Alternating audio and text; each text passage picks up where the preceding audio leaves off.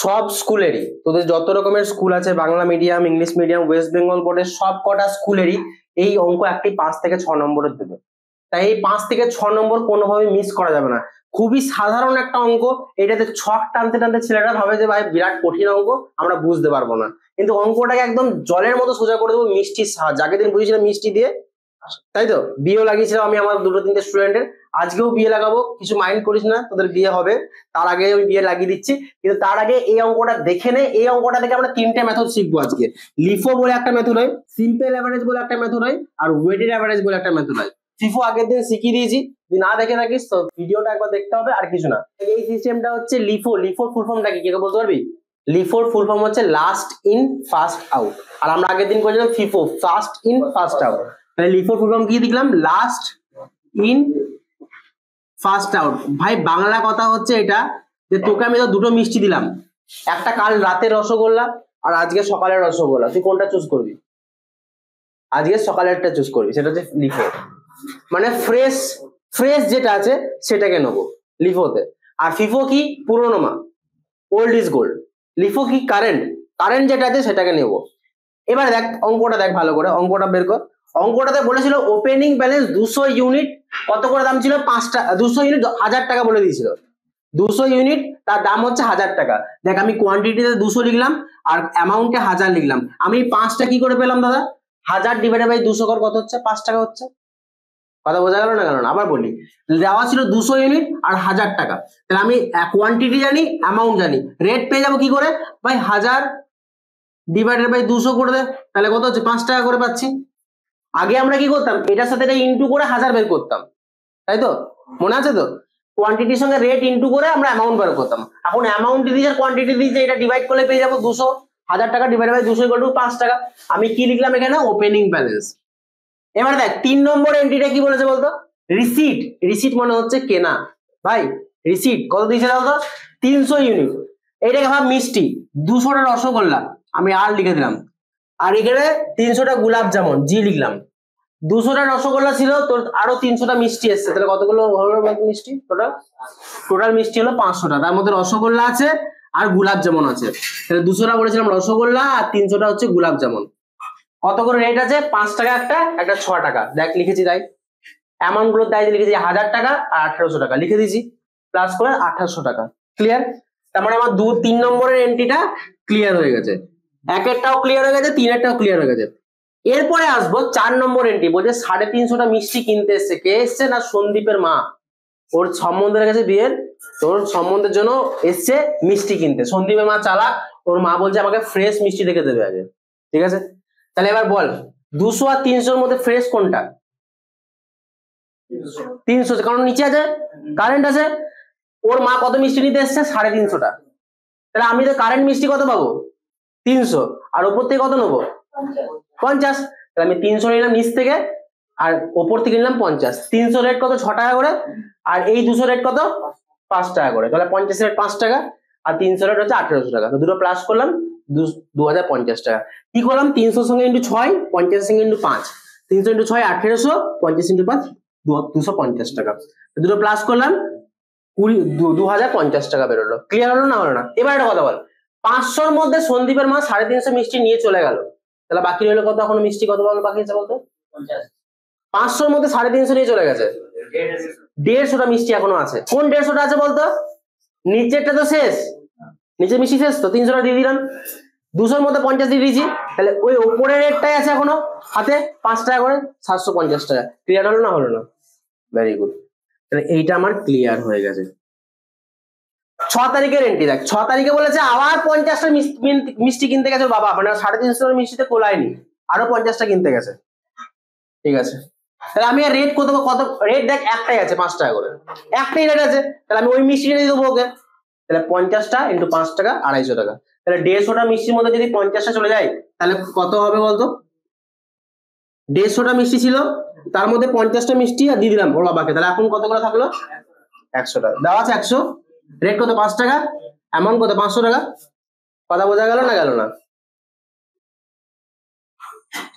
আচ্ছা, তারপরে দেখ বলে 200টা মিষ্টি কেনা হয়েছে বা 200টা ইউনিট কেনা যায় 650 টাকা করে। কত করে? 650 টাকা করে। যখনই কেনা হবে তখনই রিসিপ্টটা লিখবো। আর যখন বিক্রি করাবে তখন ইস্যুতে। ইস্যুতে কোনোদিন রেট থাকে না, রেটটা আমাদেরকে বের করতে হবে। দেখ রেট দেওয়া নেই ইস্যুতে, রিসিটে রেট দেওয়া আছে কত করে, 200 টাকা, 650 টাকা, তাহলে 650 টাকা বলে 1300 টাকা। তোর আগে কতগুলো মিষ্টি ছিল, 100, এখন কত নতুন এলো, তাহলে কতগুলো মিষ্টি হলো, তো ছিল আগে 100টা আগের বারে, আগের দিনেরটা, আর এখন কতগুলো হলো নতুন, তাহলে কত হলো, তাহলে 300 মিষ্টি চলে এসছে। তাহলে পুরোনো কোনটা আছে এটা, আর নিউ কোনটা এলো এটা, তাহলে 100 আর 200 লিখলাম। রেট কত করে দাদা, 5 টাকা, 4.5 টাকা। অ্যামাউন্ট গুলো তাই লিখেছি 500 আর 1300, দেখতে পেয়েছিস, দুটোকে প্লাস করলাম, কত হচ্ছে 1800। ক্লিয়ার।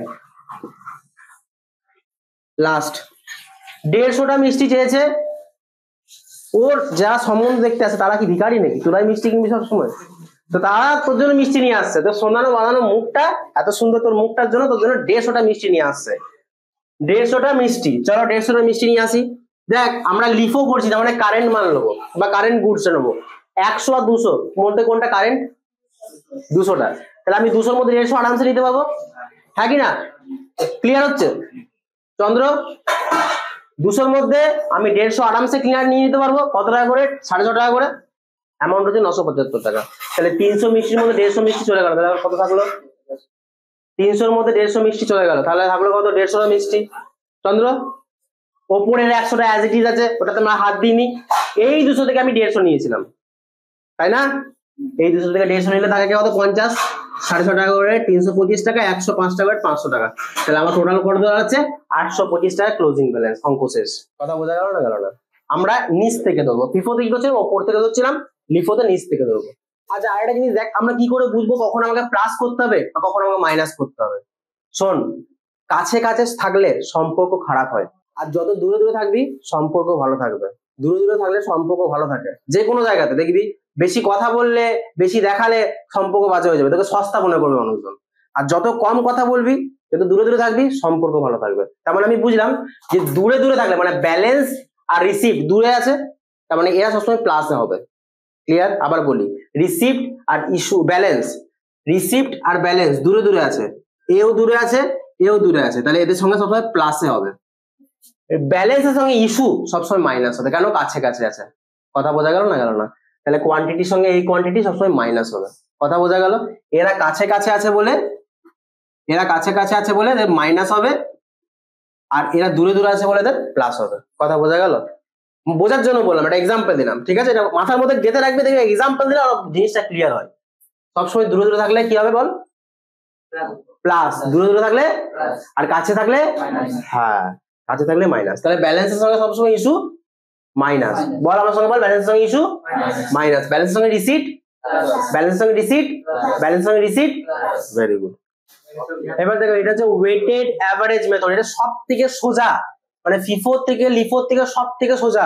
আমি কি বলেছিলাম, যে ব্যালেন্সের সঙ্গে যদি যখন রিসিপ্ট কি হবে, প্লাস আর মাইনাস, দূরে দূরে সম্পর্ক আছে, প্লাস ব্যালেন্সের থেকে রিসিপ্ট প্লাস, আর ইস্যুর থেকে ব্যালেন্স মাইনাস। বেশ, আমাদের দেখো প্রথম অঙ্কটা যেটা করাচ্ছিলাম, 200টা ছিল ওপেনিং স্টক, 1000 টাকা 5 টাকা রেট, এটা ছিল যেরকম ফিফোতে করছিলাম বা লিফোতে করছিলাম, সেমনি লিখলাম, ব্যালেন্সটা ওপেনিং ব্যালেন্সের মতো লিখবো।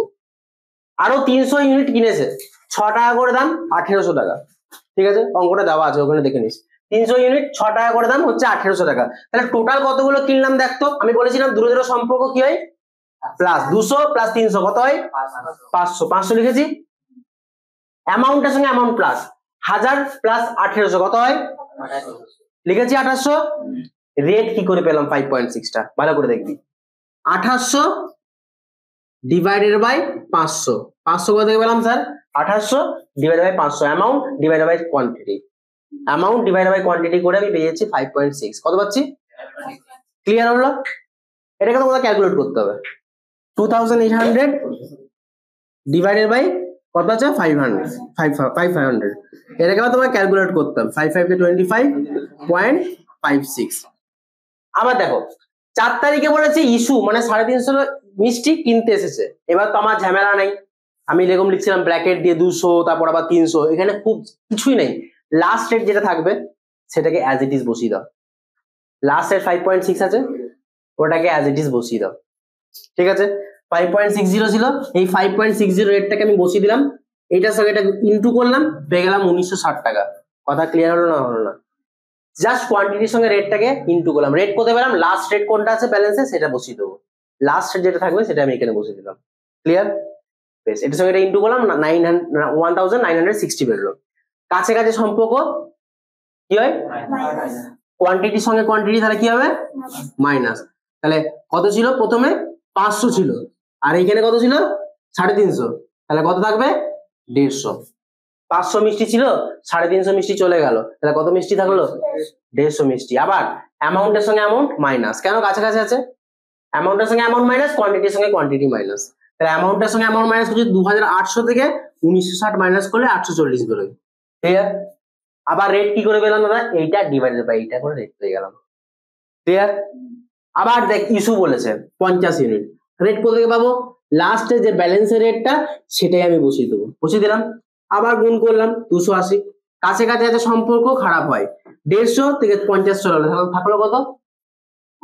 100। Very good. 840 থেকে 280 চলে গেল, থাকলো কত? 600। আমি কি করছি? কোয়ান্টিটির সঙ্গে কোয়ান্টিটিটাকে মাইনাস করছি, অ্যামাউন্টের সঙ্গে অ্যামাউন্টটাকে মাইনাস করছি, আর কিচ্ছু না। ক্লিয়ার? আচ্ছা, এবার দেখ আরো 200 মাল এলো, তাহলে 100 ছিল, দূরে দূরে সম্পর্ক কি হয় না? দূরে দূরে সম্পর্ক ভালো থাকে, দূরে দূরে সম্পর্ক ভালো থাকে, কাছে কাছে হলে ঝামেলা হয়। তাহলে 100 প্লাস 200 কত হয়? 300। এক লিখেছি 300। 600 প্লাস 1300 কত হয়? 600 প্লাস 1300 1900 লিখেছি। রেটটা কি করে পেলাম দাদা? এইটা ডিভাইডেড বাই এটা, 1900 ডিভাইডেড বাই 300, এটা করে যে রেটটা আসবে সেটা 6.33। কথা বোঝা গেল? আবার last issue 150 unit, last rate এইটা আছে, এই ব্যালেন্সের যে লাস্ট রেটটা থাকবে সেটাই আমরা অ্যাজ ইট ইজ এখানে বসিয়ে দেবো, 6.33। এটার সঙ্গে এটা ইনটু করলাম 949। তাহলে আমি কি বললাম? কাছাকাছি সম্পর্ক কি হয়? খারাপ হয়, তো তাহলে মাইনাস হয়। তাহলে 300 থেকে 150 চলে গেল, কত থাকবে? 150। 1900 থেকে 950 চলে গেল, কত হবে? 951। ক্লিয়ার? এই হচ্ছে অঙ্ক। মানে আমাকে শুধু রেটটা কি করে বের করতে হবে? এইটা অ্যামাউন্ট ডিভাইডেড বাই কোয়ান্টিটি লিখে দিলাম আমি। রেট বের করা কি করে ফর্মুলা আছে দাদা? Amount divided by quantity. ব্যাস, রেটটা পেয়ে গেলাম, আর লাস্ট রেটটাই আমি ইস্যুতে বসিয়ে দেবো, লাস্ট যে রেটটা বেরোবে সেটাকে ইস্যুতে বসিয়ে দেবো। কথা বোঝা গেল? এবারে তোমাদের অঙ্কতে একটা জিনিস দেবে, দুটো জিনিস দেবে। এক হচ্ছে শর্টেজ, এই জিনিসটা দেখতে পাবে যখন তোমরা ঘরে করবে অঙ্ক, তখন তোমরা দেখতে পাবে শর্টেজ বলে একটা কথা থাকবে। শর্টেজ বা ওয়েস্টেজ, এই যদি কথা থাকে শর্টেজ ওয়েস্টেজ, তাহলে এই কথাগুলো যদি এমনি দিল 50 ইউনিট শর্টেজ বা ওয়েস্টেজ, তাহলে এইটাকে আমরা নিয়ে আসবো ইস্যুতে। কোথায় নিয়ে আসবো? ইস্যুতে। যেরকম আমরা ইস্যুতে ট্রিটমেন্ট করি, ইস্যু যেমন ভাবে ট্রিটমেন্ট করি সেমনি ভাবে ট্রিটমেন্ট করবো। শর্টেজ আর wastage is equal to issue, ইস্যুতে নিয়ে আসবো। কথা বোঝা গেল? রিসিটে নিয়ে আসবো না, ব্যালেন্সে নিয়ে আসবো না, কোথায় নিয়ে আসবো? ইস্যুতে। যদি রিটার্ন থাকে, রিটার্ন ফ্রম ওয়ার্কশপ, যদি এটা মেনশন থাকে রিটার্ন ফ্রম ওয়ার্কশপ, ওয়ার্কশপ, তাহলে এ আসবে আমার হচ্ছে রিসিটে, যেটা মানে প্রথমটাই যেখানে রিসিটে আসবে এটা। কথা বোঝা গেল? রিটার্ন থাকলে কোথায় আসবে? রিসিট। শর্টেজ ওয়েস্টেজ থাকলে, ঠিক আছে আবার বলি, রিটার্ন থাকলে রিসিট, রিটার্ন থাকলে রিটার্ন, আর ফর রিটার্ন, আর ফর রিসিট, রিটার্ন রিসিট আসবে। আর shortage wastage, shortage wastage, shortage wastage. Clear হলো না? হলো না?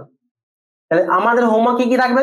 আমি ওয়েটে সিম্পলটা আজকে করালাম না, ফিফো করে দিয়েছি, লিফো করালাম, আর একটা হচ্ছে ওয়েটেড করালাম। এই ওয়েটেডটা তোমরা হোমওয়ার্ক করবে, ফিফো লিফো যে অঙ্কটা দিয়ে করবে সেটাতেই তুমি ওয়েটেড করো, কোনো অসুবিধা নেই। একটা অঙ্ক দিয়ে 3টে ফর্মুলা করো। ক্লিয়ার?